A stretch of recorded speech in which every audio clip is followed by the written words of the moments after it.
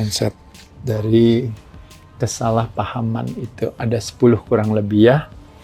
Nah, jadi sebenarnya alasan kenapa saya cerita ini sebenarnya hanya cuma mau mungkin mengajak teman-teman itu untuk kalau seandainya kita bersedia merubah cara pandang kita terhadap yang namanya sehat dan sakit, maka itu akan berpengaruh terhadap perasaan kita. Nah, di sini tujuannya lebih kepada saya ingin menguatkan hati teman-teman, bukannya kebalikannya ya. Jadi oke, langsung. Nomor 1, sakit itu spesial. Nah, ini tuh mungkin lebih kepada dari saya ingin mau menyampaikan sama teman-teman tuh hati-hati dengan mindset kalau sakit itu spesial. Sebenarnya kalau kita buat satu investigasi, kenapa kita selalu merasa spesial pada saat kita sakit? Karena pada saat itu kita menyadari bahwa ternyata tanpa kita sadari maupun kita sadari, itu yang namanya perhatian kepada kita tuh mendadak tiba-tiba hadir semua waktu kita sakit ya. Jadi yang saya sering cerita sama Desi ya Des ya, kalau pada saat kita lagi posting sesuatu mungkin nggak ada yang komen, nggak ada yang kasih apa gitu ya. Tapi kalau seandainya kita posting kita lagi di rumah sakit ya, atau kita misalnya lagi tiba-tiba lagi mendadak seperti apa, tiba-tiba mendadak itu semua perhatian itu semua hadir datang kepada kita. Nah pada saat itu kita merasa diri kita spesial. Nah yang jadi tantangan maksud saya adalah bukannya saya bilang salah ya, karena pada dasarnya kan itu kan bagus ya, kita kan benar-benar yang namanya punya perhatian ya. Orang yang mengasihi kita, teman-teman kita semua punya perhatian dan menguatkan hati kita, ayo semangat ya. Itu nggak salah sama sekali. Cuma yang nggak bolehnya lebih kepada kita nanti nggak boleh punya kesalahpahaman untuk mengidentifikasi diri kita sebagai sesuatu yang ketika saya kekurangan perhatian, lalu mendadak tiba-tiba diri saya menjadi, aduh kayaknya lemah nih, kayaknya sakit deh nih, kayaknya sakit gitu. Nah ketika saya menunjukkan kelemahan saya pada orang, pada saat itulah kita diganjar oleh yang namanya perhatian yang begitu besar. Nah pada saat itulah kita beranggapan adalah bahwa, oh ternyata kalau seandainya saya lemah itu justru malah saya dapat dukungan gitu. Jadi akhirnya ya udah deh saya lemah aja. Makanya kenapa tiap hari ceritanya, iya saya sakit ini, aduh saya pusing ini, ya aduh saya ini gini. Jadi kayak lifestyle itu akhirnya malah dikedepankan oleh teman-teman karena ingin mendapatkan perhatian yang menjadi satu bayaran bagi perasaan teman-teman. Padahal sesungguhnya yang terjadi hari ini adalah ketika kita sebenarnya mengalami yang namanya kalau dari 6 human needs ya, 6 kebutuhan manusia, nanti teman-teman boleh klik Dunia Derai 6 kebutuhan manusia ya, 6 human needs. Nah salah satu kebutuhan yang kita selalu kurang itu sesungguhnya adalah kebutuhan apa? Kebutuhan akan yang namanya love and connection. Ya betul ya, itu kalau nggak salah kebutuhan nomor 3 kalau nggak salah. Nah jadi hati-hati dengan berkeinginan ingin mendapatkan perhatian gitu, tapi caranya salah. Akhirnya nanti malah jadi lifestyle sakit lah yang kita adopsi, nanti sakitnya beneran datang gitu, dan kita nantinya nggak ketolong gitu loh. Maksudnya itu aja sih sebenarnya. Kayak mirip misalnya kalau cewek kadang-kadang sering ngambekan ya, sering jutek, sering apa, sebenarnya kebutuhannya kan ingin mendapatkan perhatian. Kayak anak kecil tantrum kan ya, bener gak? Suka marah-marah, nangis. Kalau dia nangis dia marah, sama ibunya jadi dibaikin kan, bener kan? Kayak Desi misalnya di rumah ya, misalnya marah, anak-anak marah, akhirnya jadi ibunya jadi baik. Jadi anak-anaknya mengambil satu kesimpulan bahwa, oh kalau seandainya saya ngambek seperti itu, saya malah dapetin apa yang saya mau. Nah, ada hati-hati dalam hal kesakitan teman-teman ya, gitu. Jadi bayangin jadi lifestyle-nya jadi sakit-sakitan terus gitu akhirnya karena ingin mendapatkan perhatian yang lebih. Nomor 2 yaitu adalah salah pahamannya, yaitu adalah ketika kita punya cita-cita yang rendah dalam hal kesehatan. Nggak mungkin lah, udah tua Mas Ade nggak bisa, aduh saya juga sibuk nggak bisa, apalagi nggak bisa, keturunan saya begini nggak bisa, apapun juga. Ingat sekali lagi saya mau katakan sama teman-teman, saya secara genetik kalau teman-teman tahu, mungkin dulu waktu saya baru mulai kecil itu sebenarnya kalau boleh dibilang juga, waktu saya tes ini, tes itu dalam hal kesehatan tuh semuanya serba, kalau boleh dibilang nggak bagus gitu. Saya waktu dulu masuk klub bulu tangkis gitu juga, di mana saya sebenarnya punya bakat yang sangat baik di sana. Tapi saya harus tertahan dulu gara-gara saya punya permasalahan dengan secara genetik ada ritme jantung saya yang mungkin kurang baik, sehingga jadi akhirnya saya harus dicek lagi sana-sini gitu. Secara badan saya juga, di mana saya lahir dengan hanya 2,5 kilo, berat saya 25 kilo pada saat saya umur 10 tahun, berat saya 55 kilo pada saat umur 16 tahun, itu juga kalau boleh dibilang juga unik ketika hari ini orang bilang orang berotot itu si Aderai gitu. Padahal kalau secara genetik itu sebenarnya saya boleh dibilang lemah gitu ya kalau dihitung-hitung gitu. Dan bahkan makanya kenapa itu yang menjadi alasan bagi saya ketika saya sakit itu saya merasa kayaknya recover saya kayak nggak lebih cepat dibandingkan dengan teman-teman lain. Imunitas saya merasa nggak lebih cepat dibandingkan dengan orang lain. Makanya kenapa saya memutuskan untuk punya pola perilaku yang sehat. Mungkin orang lain nggak mati ngerokok terus, mungkin saya jangan-jangan langsung mendadak mati. Mungkin orang lain pakai anabolic steroids, mungkin sampai hari ini seolah-olah dia merasa tidak ada kenapa-napa di badannya. Tapi kalau saya pakai sejenak langsung saya teler. Jadi poin saya cuma mau cerita sama teman-teman adalah bahwa bahaya terbesar itu adalah bukan ketika kita punya cita-cita yang tinggi dan kita tidak mampu meraihnya, tapi bahaya terbesar adalah ketika kita punya cita-cita yang rendah, itu yang kita yakini dan itu yang kita lakukan. Nah jadi, nggak mungkin lah nggak bisa, nggak mungkin lah nggak bisa itu. Ingat teman-teman ya, ada salah satu, yang namanya Six Mistakes of a Man, itu juga sama teman-teman, nanti boleh lihat ya, Dunia Aderai 6 kesalahan manusia. Nah salah satu kesalahan manusia yang disebutkan oleh Cicero, negarawan dari Roma, mengatakan adalah kita selalu menganggap itu nggak mungkin, nggak bisa, it's impossible. Tapi based on apa? Based on data dan informasi yang ada di kepala kita. Kita tidak melihat data dan informasi yang ada di kepala orang lain gitu. Jadi akhirnya kita bilang udah nggak mungkin, nggak bisa, nggak mungkin. Kenapa kita bisa bilang nggak mungkin? Karena data dan informasi yang terbatas yang ada yang kita miliki itu yang kita jadikan sebagai referensi, sebagai yang namanya kita refer kepada sana. Nah jadi hati-hati aja, itu aja sih sebenarnya. Selalu balik lagi kita bilang, kalau saya bisa sembuh, saya merubah pola perilaku saya bisa lebih kuat kalau saya merubah perilaku saya bisa punya badan yang lebih baik, lebih langsing, belum ada kata terlambat kok, saya udah tua, udah nggak mungkin lah bisa bentuk badan, nggak mungkin lah saya bisa sembuh, nggak mungkin lah saya bisa lebih kuat dari sebelum, dan sebagainya, atau nggak mungkin lah, nanti udah tua, udah pasti pikun, dan sebagainya. Ingat sekali gitu teman-teman sekalian ya, lebih baik cita-cita yang tinggi, dan kalau seandainya saya harus sakit, ya udah kita ikhlaskan, terima, kan bener kan? Tapi keinginan untuk bisa punya umur yang panjang, sehat walafiat dengan harapan bisa bermanfaat bagi banyak orang, kan itu yang kita inginkan. Nomor 3, teman-teman, hati-hati dengan yang namanya, kalau istilahnya bangga akan sebuah ketergantungan gitu ya. Nah, bangga akan sebuah ketergantungan mungkin kalau saya lihat di sini tuh lebih kepada kadang-kadang kalau teman-teman bisa lihat ya, misalnya lihat nih, saya beli obatnya mahal loh gitu. Des, kamu beli obat berapa? Cuma berapa, 100.000 kan? Wah, kalau obat saya 1 juta. Dan obat saya kalau didapetinnya susah tuh, nggak gampang. Jadi kita mesti order dulu dari jauh-jauh hari. Dan obat saya tuh datangnya dari luar negeri loh gitu. Saya juga punya dokter saya, waduh mahal banget, mahal sekali itu.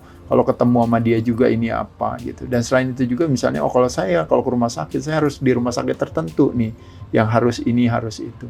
Apapun juga teman-teman sekalian, teman-teman lupa bahwa sesungguhnya kalau seandainya kita mau membanggakan sesuatu, banggakanlah akan sebuah kemandirian, bukan membanggakan sesuatu akan ketergantungan.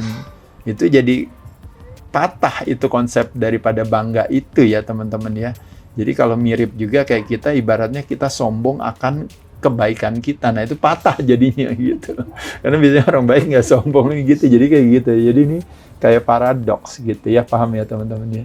Lalu yang keempat, ini juga bangga dengan kelangkaan. Nah itu yang paling sering tuh teman-teman bilang, iya saya penyakitnya ini Mas Ade hanya cuma dari 1.000 atau 10.000 orang, ini saya penyakitnya saya sendiri. Jadi dengan bangga akan kelangkaannya itu akhirnya dia membuat satu identifikasi atau identitas diri yang lemah, yang justru nanti akan merugikan dia sendiri, sehingga dia nggak bisa melakukan apa-apa gitu. Mau ngelakuin ini nggak bisa, itu nggak bisa karena akan kelangkaannya gitu ya. Nah disinilah beberapa hal yang kalau konsep yang saya katakan itu keinginan untuk to be special itu yang sesungguhnya adalah sebuah ego. Karena makanya kenapa ada istilah orang bilang everything good is outside gitu, karena kita beranggapan adalah bahwa kalau dalam ego itu tuh, kalau orang suka cerita tuh, kalau orang bilang bahwa apa sih ego itu, saya adalah apa yang saya punya, saya adalah apa yang saya lakukan, saya adalah apa kata orang terhadap diri saya. Nah salah satu daripada definisi ego yang lain yaitu adalah saya itu spesial, orang lain enggak. Saya itu lebih daripada orang lain. Nah, pada saat itulah sebenarnya kita bisa melihat kelebihan dalam hal bisa kecantikan, bisa dalam hal kecakapan, dalam hal kemampuan ya, bisa dalam hal mungkin kekayaan, bisa dalam hal apa. Tapi ini kita mau spesial dalam hal saya punya penyakit yang beda dari yang lain gitu ya. Nah, bukankah ini sebenarnya sebuah musibah, bukan berkah gitu ya.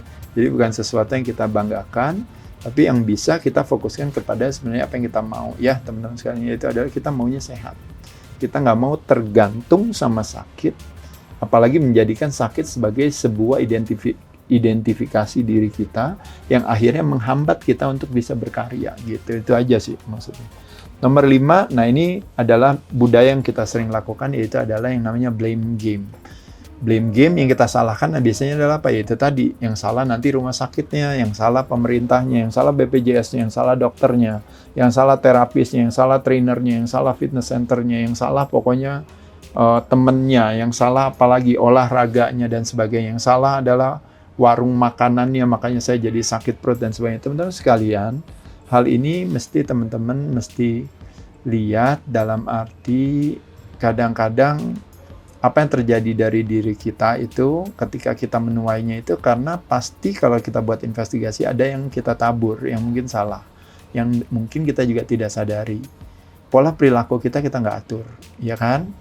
Lalu makan sembarangan, lalu mungkin sebagian teman-teman masih ngerokok, sebagian bahkan kadang mabuk, terus tiba-tiba sakit. Sakitnya juga habis dari dugem, dibawa ke rumah sakit. Habis itu di rumah sakit nggak ada dokternya, nanti yang salah dokter berarti. Ya gitu ya teman-teman ya. Jadi teman-teman boleh membuat satu investigasi. Kalau saya merubah perilaku kita, maka pada saat itulah sifat kita ingin menyalahkan situasi kondisi orang lain itu jadi berkurang ya. Bukan hal yang bijaksana.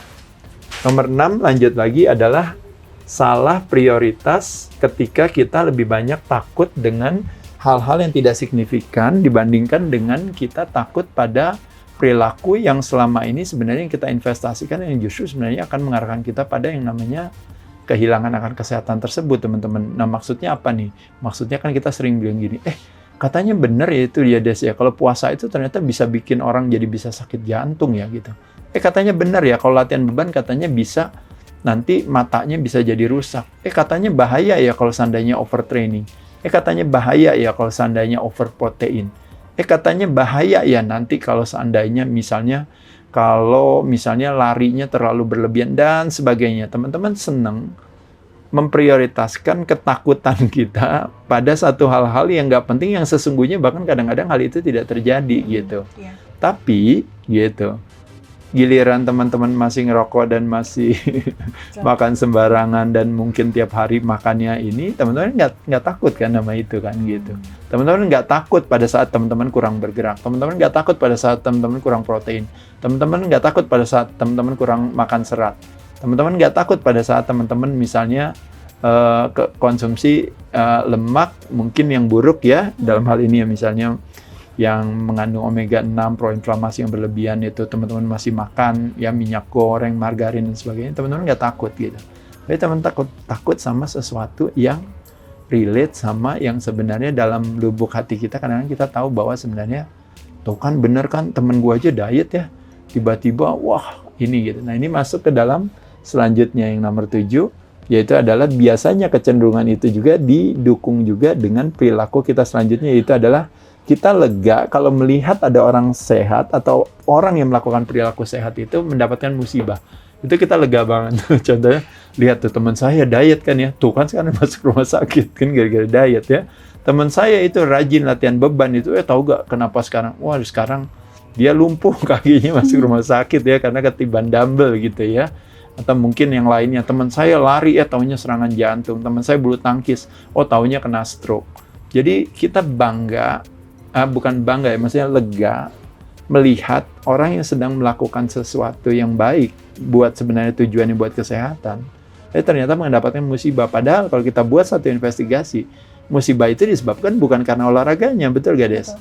Tapi karena ada satu kesalahan yang dilakukan pada saat melakukan hal tersebut. Persis mirip kalau analoginya, kalau saya bilang teman-teman saya tuh enakan jadi pengangguran lah Des ya. Kenapa? Nggak usah kerja ini apa? Karena teman saya lihat ada yang kerja ya dipecat loh di ini sama ini. Oh gila, sakit hati dia bukan. Makanya saya bilang makanya ngapain kerja ya kan? Nah teman saya yang lain kadang-kadang kerja usaha tuh pas usaha ya Des. Tiba-tiba bangkrut dia. Jadi akhirnya jadi banyak utang, jadi ini apa? Udah saya bilangin mendingan kan nongkrong aja nganggur ya kan daripada bikin usaha tapi taunya kan buktinya terbukti dia jadi bangkrut gitu ya. Nah pertanyaannya kalau kita punya kecerdasan akan kesehatan yang tinggi, kita tahu bahwa terjadinya kebangkrutan, terjadinya berbagai hal kesalahpahaman itu kan karena mungkin ya jadi karena cara yang salah ya. Jadi teman-teman paham bahwa bukan substansinya yang salah, kerjanya yang salah, atau usahanya yang salah, atau olahraganya yang salah.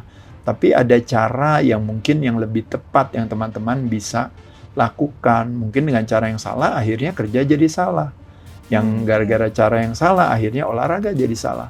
Gara-gara cara yang salah akhirnya dietnya jadi salah. Ya, jadi maksudnya itu aja ya teman-teman sekalian ya. Tapi ini semua saya bukan bicarakan hal ini kepada teman-teman ya punya perasaan gitu karena saya pun juga mengalami hal itu dulu ya. Mungkin kita juga membuat satu denial, membuat penghiburan diri pada diri kita bilang aduh itu orang belajar, teman saya belajar akhirnya kanker otak itu. Makanya saya nggak usah belajar gitu ya. Nah, nomor 8 yaitu adalah nah ini teman-teman sekalian melakukan perlawanan hati untuk meraih sehat. Gitu. Nah, akhirnya yang terjadi adalah kita hidup dengan keluhan, komplain, judgmental, penghakiman. Ini gimana sih ini restoran, masa nggak ada sih makanan sehatnya? Masa ini kok ayamnya kok digoreng, ini apa diginiin? Kok ini apa gitu. Jadi, masa di tempat latihan ini kok nggak ada alat ini yang saya mau cari ini apa? Jadi, di sini, di nomor 8 ini, kita tuh sebenarnya udah baik, udah bagus ya, punya perilaku yang baik gitu. Nah ini juga pengalaman saya sendiri ya, kadang-kadang ya. Jadi saking sayanya diet ketat ini apa, kadang-kadang nanti begitu mbaknya menyajikan penyajian yang salah, kok ternyata masih pakai minyak, ntar kitanya marah-marah gitu ya, dan sebagainya. Nah teman-teman sekali lagi sehat bersahabat dengan pertemanan hati, sakit bersahabat dengan perawanan hati. Saya mengalami hal di mana saya lupa akan arti dan makna, saya terperangkap di dalam sebuah metode. Dalam arti terperangkap di dalam sebuah peran saya itu adalah orang sehat yang jaga atur pola makan gitu. Jadi sibuknya ngatur pola makan dibandingkan dengan kesibukannya untuk kesehatannya gitu. Yang ada akhirnya ketika di restoran nggak ada makanan sehat atau tidak ada penyajian yang baik, ketika kita lihat mungkin tempat latihannya kok nggak bagus atau apapun juga situasi di mana kita bilang kita sibuknya akhirnya jadi komplain terus gitu. Wah masa ini restoran bagus kok nggak ada ini. Wah masa ini masa di situ. Pokoknya komplain terus. Nah jadi perlawanan hati meskipun dilandasi oleh sebuah kebaikan gitu ya dalam hal ini pertimbangan kesehatan. Tapi kalau kita hanya sibuknya akhirnya komplain terus dan stres gitu. Depresi gitu gara-gara diet gitu ya. Jadi marah-marah terus gitu ya teman-teman ya, dan itu yang saya alami. Nah, saya rasa itu bukan hal yang bijaksana. Jadi teman-teman mudah-mudahan nggak seperti itu ya, karena kita mau melakukan ini karena memang untuk tujuannya balik lagi kan untuk kebaikan kita, betul ya. Jadi teman-teman pasti sering ya punya teman yang pola hidupnya sehat, dietnya ketat. Nanti kalau diajak main bareng jadi susah kalau sama mereka kan dianya marah-marah terus gitu. Ya komplain terus ya. Oke, nomor 9 ini adalah yang namanya sibuk dengan angka gitu, lupa mendengarkan tubuh sendiri. Jadi apa kata orang, apa kata laporan, apa kata report itu lebih penting daripada apa yang dia rasakan dengan badan dia sendiri. Nah ini cuma saya mau mengatakan kepada teman-teman yang mesti hati-hati aja ya. Karena sekali lagi ibaratnya dulu ada raport ya, misalnya nilai matematika kita berapa, fisika kita berapa ini apa, sebenarnya itu hanya lebih kepada laporan-laporan yang hanya ingin memberikan satu penguatan kepada kita, reminder kepada kita untuk bahwa iya kamu udah menjalankan, you are on the right track, udah bagus, yuk lakukan. Kalau seandainya angkanya itu buruk apa, nggak usah kecil hati untuk kita bilang ya udah saya perbaiki gitu ya. Kayak misalnya score health saya misalnya, nilai saya cuma ternyata pada saat waktu kemarin in body test, cuma 70. Oh iya saya rapikan lagi gitu ya, ini apa. Tapi jangan hanya gara-gara sebuah angka, ternyata angka saya ini. Apalagi teman-teman kan tracking setiap hari gitu. Wah, berat saya kok naik, ini apa? Wah, kok berat saya kok turun? Oh, kok gula darah saya kok naik, gula darah saya turun. Memang bagus ada satu yang namanya indikator-indikator atau biomarker yang kita pakai gitu untuk mengguide kita kan. Udah berapa langkah nih saya kan gitu ya. Tapi teman-teman nggak mau terperangkap di sana karena kembali lagi at the end of the day is all about behavior kita. Kalau behavior kita mengarahkan kita pada kesehatan, maka otomatis nanti angka itu akan menggambarkan hal tersebut. Tapi apakah angka-angka itu akan menjadi 100% yang menjadi yang disebut yang namanya determinisme gitu. Kepastian bahwa kita akan gitu, jawabannya juga enggak. Masih ada yang namanya kalau istilahnya kayak room of errors daripada angka-angka tersebut bisa jadi gitu. Dan kalau teman-teman tahu di dunia kesehatan itu apa yang dibilang hebat, apa yang dibilang benar itu ternyata bisa jadi ternyata ada angle-angle lain gitu. Wah, kolesterol lewat dari 200 berarti bahaya. Nah, tapi kita bisa melihat lagi nanti ada angle yang lain. Tapi kalau lebih dari 200 itu bahaya, tapi ketika pas dicek nilai daripada HDL kita ternyata masih sepertiga daripada angka total kolesterolnya, ternyata nggak kenapa-napa. Itu kan orang nggak tahu kan kayak gitu. Nah, tapi pokoknya kita langsung lompat aja ke dalam satu konklusi itu yang akhirnya menjadikan angka itu sebagai pelemahan hati. Itu aja yang saya katakan. Angka harus dijadikan penguatan hati. Jangan angka dijadikan pelemahan hati. Dan yang terakhir teman-teman sekalian, yang paling sering daripada anak-anak fitness yang udah mulai punya pola hidup yang lebih sehat dan sebagainya, kita tuh paling seneng ngotot ngajakin orang lain untuk sehat. Ya, memotivasi orang untuk sehat. Yang saya sering katakan kepada teman-teman sekalian, sehat itu nggak butuh motivasi. Yang saya suka sering katakan ya, sama Desi ibaratnya, Des, pilih sehat apa mencret? Pasti pilih sehat. Pilih sehat apa sakit pinggang? Pasti pilih sehat. Jadi nggak butuh motivasi untuk mengajak orang untuk sehat gitu ya. Tapi ada istilah yang mengatakan tidak ada orang yang kaya ngotot kepada orang yang miskin, betapa nikmatnya punya uang banyak. Betul gak, Des? Betul. Nah, artinya apa? Kecerdasan kita akan keuangan yang tinggi. Jadi kalau seandainya ada orang yang misalnya tidak sejahtera atau tidak kaya, biasanya yang ngotot, dia yang ingin mau belajar sama yang kaya atau yang kaya ingin ngajakin orang yang miskin. Biasanya gimana, Des? Yang miskin kepengen belajar dari orang yang kaya. Nah, kalau dalam hal kesehatan berarti ada kaya akan kesehatan. Itu yang namanya disebut namanya wealth when it comes to health, gitu ya. Nah, kaya akan kesehatan harusnya nggak boleh ngotot sama orang yang miskin akan kesehatan. Setiap orang punya perjalanannya masing-masing. Ya, jadi kalau buat saya dengan adanya dunia adera ini juga, saya kadang-kadang ngajakin orang lebih kepada seneng loh kalau seandainya kita sehat, kita bisa memenuhi syarat untuk kita bisa bermanfaat bagi banyak orang lain gitu. Tapi kalau saya harus ngotot supaya ayo sehat ya nggak ada orang kaya yang ngotot kepada orang miskin untuk ibaratnya ayo kaya dong itu nggak ada gitu ya. Jadi karena konsep ngotot sendiri itu akan membuat stres, gak, Des? Iya. Ya kan? Masa kalau kita jadi yang stres, gara-gara kita yang sehat ya, kita yang baik, kita yang jadi stres, ngajarin orang untuk berbuat lebih baik gitu ya. Jadi teman-teman sekalian, sehat bersahabat dengan pertemanan hati nggak mau jadi gara-gara mengatasnamakan, nah ini persis sama tadi ya di nomor 8 ya, mengatasnamakan yang namanya kesehatan, kebaikan, kesejahteraan gitu. Tapi kita terakhirnya harus jadi stres sendiri, nggak mau ya. Kurang lebih demikian teman-teman, sekedar cerita aja, curhat lah, anggap aja ini ya. Bisa jadi reminder, bagi saya pribadi ini jadi reminder sih sebenarnya buat saya dulu, saya melakukan hal-hal tersebut. Saya coba untuk bisa lebih baik ke depannya, mudah-mudahan teman-teman juga. Saya ucapkan terima kasih